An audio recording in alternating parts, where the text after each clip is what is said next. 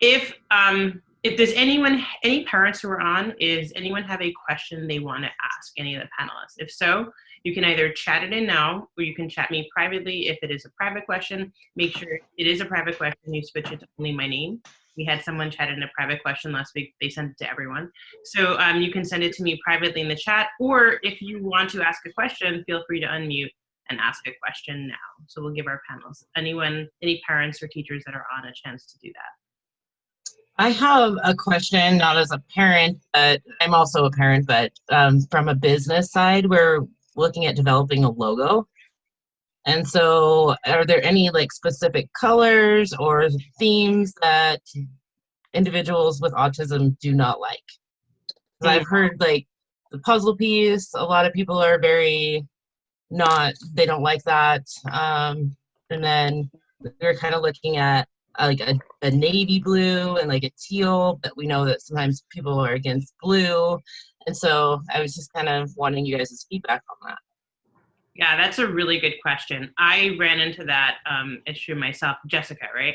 Yeah. I ran into that issue myself where I was using a puzzle piece and it was offending a lot of people. And I did take down and change my branding and I removed the puzzle piece. So I find that this is one of the biggest divides between parents and children or autistic adults and how parents interact with their children versus how autistic adults perceive autism later in life.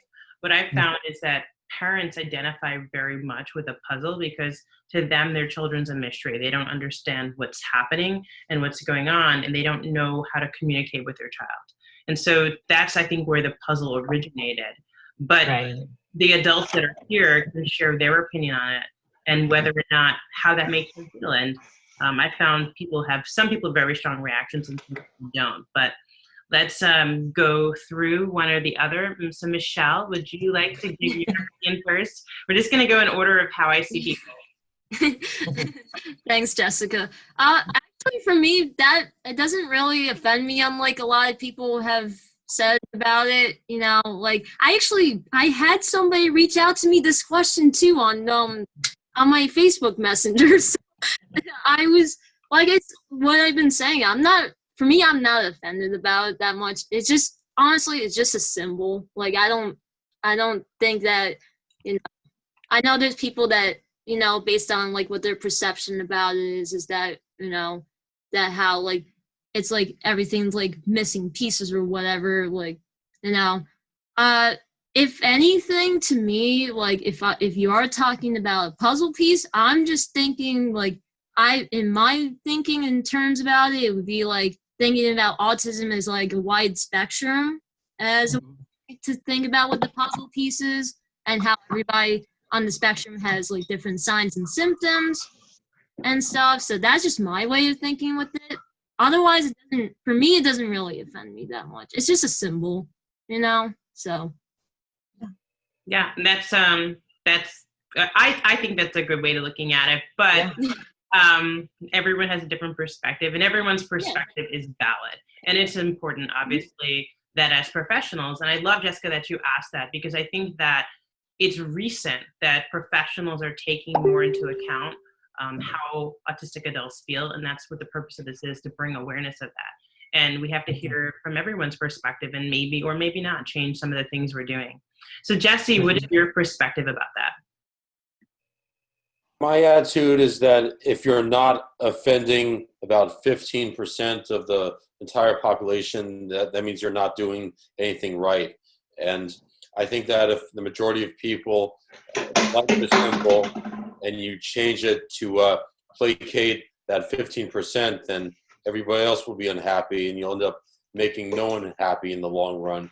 I like the puzzle piece, and I think we should not fix what's working fine, because the puzzle piece, it represents to me not necessarily an enigma or something that's really confusing and you can never figure out. I think with a puzzle, it's annoying. You just want to jam the pieces in, and it takes forever to figure out, but by the time you find the answers and you see the bigger picture, and it gets easier to know which piece goes where, it's well worth the effort and the strife of putting it together and going through that initial round of confusion and suffering, as in I'll never figure this out until you actually do. Yeah, that's beautiful. And right, and puzzles, like you said, are meant to be put together. So I never really looked at it that way. I did always, I will admit, Jesse looked at it as like a puzzle, like something's missing, like trying to solve this but you're right, like there is a lot of beautiful symbolism in the idea that, you know, the puzzle does get put together. And oftentimes I think that when you have children specifically, there's pieces that are missing, like they're really smart in some ways, and then there's other skills they don't have. And it's our job as teachers to identify what those things are. And that is very much like putting together a puzzle. And I like that, using that language rather than saying solve the puzzle, to put together the puzzle. It's really a beautiful way of phrasing it. So thank you very much. I've never heard it put that way, but it's really beautiful. My pleasure. Yeah, Kevin, you have changed your name to Kevin. Kevin started off as Jesse and now he's Kevin. So welcome, Kevin. You are next on my list of people I see. So can you share your perspective on the puzzle piece? Yeah, really not something I really have much of opinion about one way or another. Like, really, I think it's perfectly fine, you know, however you want to, you know, symbolize, you know, like autism and in teaching, you know, kids with autism, that I really don't really have like anything against it, yeah, I really am kind of pretty neutral on it, like don't really have anything against it, nor can really say like for it. Yeah, so yeah, pretty much that's my opinion. Really don't have anything against or for it, you know. Yeah, and hey, that's something interesting to know too, that some people sometimes I think we assign meaning that's not there. So sometimes we're always looking for like some sort of hidden reason to do or not do something, and sometimes we really put more thought into things than need to be. So that's a good answer, good example. So thank you. Yeah, a lot of us on the spectrum, I think especially, tend to overthink everything, you know, but that's one thing I just really haven't given much thought to, I'll be honest, you know. I tend to overthink things as well, so I can completely relate. Me too. Yeah. So Mark is our guest panelist. Mark, you have not spoken here before, so if you can introduce yourself briefly, and then thank you for being here today. We really appreciate you, and just kind of share your perspective on that topic. Yeah, so my name is Mark Fleming. I actually am a professional that works with individuals with autism and other disabilities. My logo is right up above me. So when I was coming to terms with myself around the time I was 18, I actually got a puzzle piece to help empower me as a tattoo on my back. And so in college, I had tons of people just ask me every time I was at a pool party or something like that, ask me, hey, who's that puzzle piece for? So it kind of cornered me into speaking up, you know, and so that's kind of why I still use it in my logo, because I believe it can be empowering for individuals with autism, because everybody's a piece of the world puzzle, and everybody has its place in the world. Yeah, that's really beautiful. I love that. And I'm learning a lot from this. Like, one of the reasons why I did this is for other people to learn, but I'm also learning a lot. And I didn't realize how much I would benefit from this. So thank you so much for sharing. So Rachel, who is also listed as Jesse, you are next on my list. This is Rachel, Barcelona, not Jesse Saberstein. So Rachel, would you be willing to share your opinion about this? Well, a lot of the communities I interact with are against the puzzle piece, and I have no problem if you want to associate with it. But for far too long, the puzzle piece has been used as a symbol of how autism is viewed as a hindrance to us, and how people think of it as a disease. And it's not a disease. We're not a puzzle that's meant to be solved. And I don't want a cure for my autism. I'm I'm proud of having it, because if I'm a puzzle that's meant to be solved, that's like trying to fix the color of my hair or my eyes. So it's much more beneficial to identify with the very underrated infinity symbol, which is very, very cute, by the way. Yeah, and the infinity symbol is, I know that is in your logo, right? The infinity symbol? I love those. Yeah. That's awesome. Thank you for sharing. And Aidan, would you like to share your perspective? And just so everyone knows, Aidan and I officially, we signed the contract. We can talk about it now. We are partnering together to put out a book, which is an anthology called This is Autism. Will be a collection of perspectives of adults with autism, as what autism is and how it has affected their life. So we are excited to announce that, and we're super excited to bring it to you. So Aidan, my new business partner and our panelist for today, he's amazing. Aidan is amazing. For those of you who don't know, Aidan is only 18 years old. He graduated high school early because he wanted to help children get better school placements, and he opened his own business before he was even supposed to graduate high school, helping parents get their young children in good school placements. So he's an incredible young man. Thank you for saying that. Really, it's my pleasure, and I'm really honored to have him here today. So Aidan, what is your perspective? Yeah, well, just a couple of things before I answer that. It's I'm so grateful for.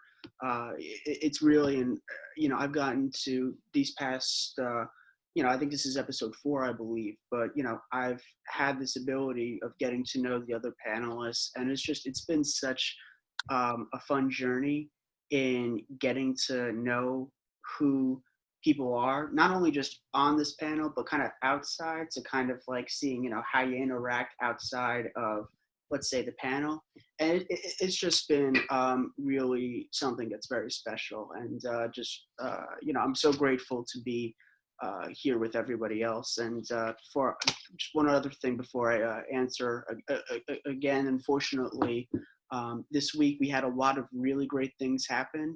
We had what was great, and this was also very beneficial, I think, to the autistic community. It's definitely beneficial for me because I fall into that category, but we recently had a ruling in which LGBT equality was established in the federal level. So that's something that's really happy. So I just, a lot of great diversity things.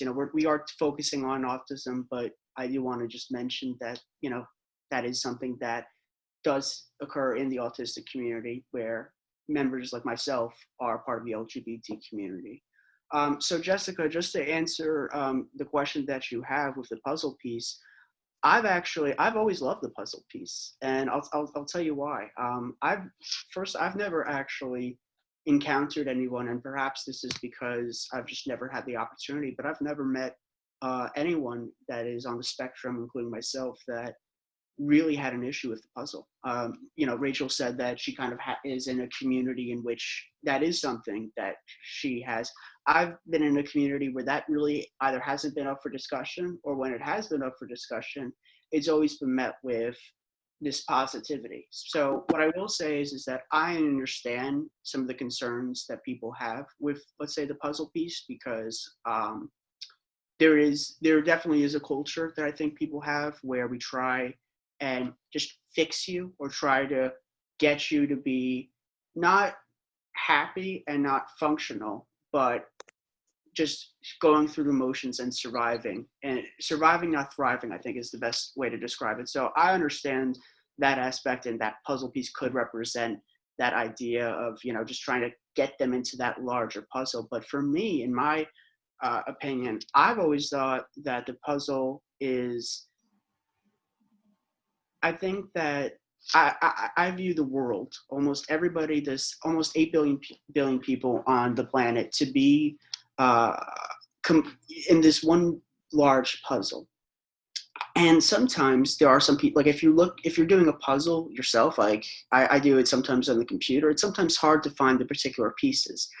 And that's what I see with people with autism, where sometimes it's hard to fit into that puzzle. But to kind of have the symbol of just that piece of puzzle I think it's empowering, and it shows that, yeah, you are important. You're just like the other puzzle pieces, except it's just a little bit different. So it's like the Autism Speaks and the puzzle piece. How I've always interpreted it to be is, everybody else in the world is a puzzle piece, and you are too. So let's take that puzzle piece, advertise it, make it glow, and kind of show people that they're just as important. So I guess on a business lens, or whatever on your side, Jess, what I did for my business logo was, like, I was debating between, like, should I put like a flag? Should I put like a ribbon? Should I do?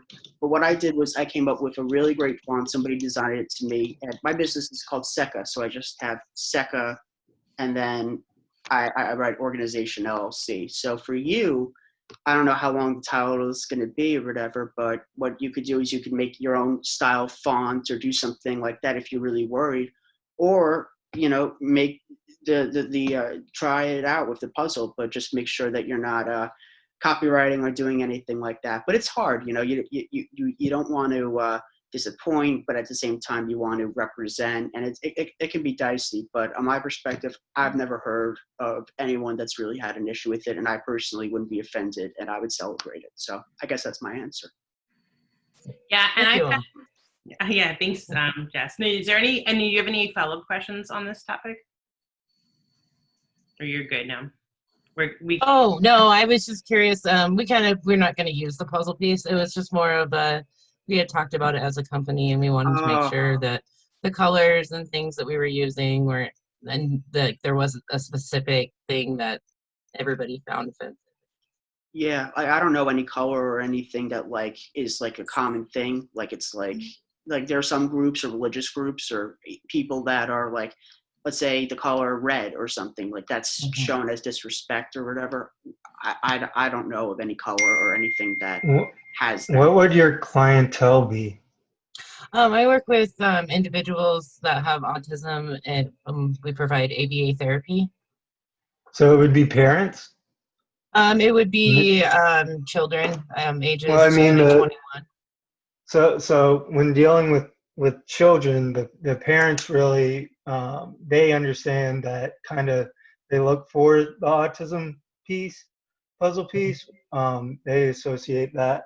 At least that's what I found in my business, is that's what kind of drew people to me, is that they understood with the littler kids and stuff like that. So obviously, if you get into the adults that you're trying to come into your business, it's probably going to be a downturn. But otherwise, people still follow kind of the Autism Speaks lead. So, I mean. Yeah, and one of the things that I actually do know of the people personally who founded Autism Speaks. And I know that there's been a lot of controversy because